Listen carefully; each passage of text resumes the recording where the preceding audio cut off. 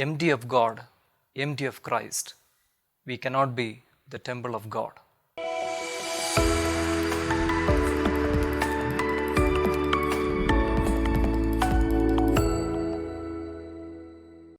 The gospel today is a response to some people's remark about the temple, how it was adorned with fine stonework. Solomon's temple had always occupied their mind as a great structure they had in the past. The second temple was not as glorious as the early one. Now, Herod makes a temple for them. Let us keep in mind two things from the response of Jesus. All these things will be destroyed. And take care not to be deceived, because many will come using my name and saying, I am he, and the time is near at hand. What are we excited about? What are we really proud about? Our worship places, our rituals and traditions, our ways of understanding about God, our social structures? How much place is there for God in all these, though they are all in the name of God? If we cannot find in them the presence of God really alive, they will definitely collapse.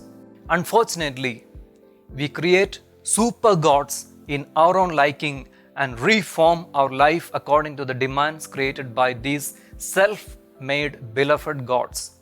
They cannot give life because they are empty of God. Sacred traditions make us rooted in the original inspiration. They meaningfully place us in the present and carry us to the future. Traditions have an inspirational content which cannot be static but dynamic. There is a healthy blend between novelty and continuity in growth and transformation of traditions. However beautiful and perfect they are, any attempt to conserve them as a thing of the past within a particular cultural frames will be like leaven preserved in a laboratory. Though in the name of God and faith, they are concerned about preservation of institutional structures and ideologies. They will be exclusive in nature and arrogant in approach. They cannot respect all people with their human dignity, but they define how one needs to be human. They define what is to be believed. They define how others have to conduct their lives.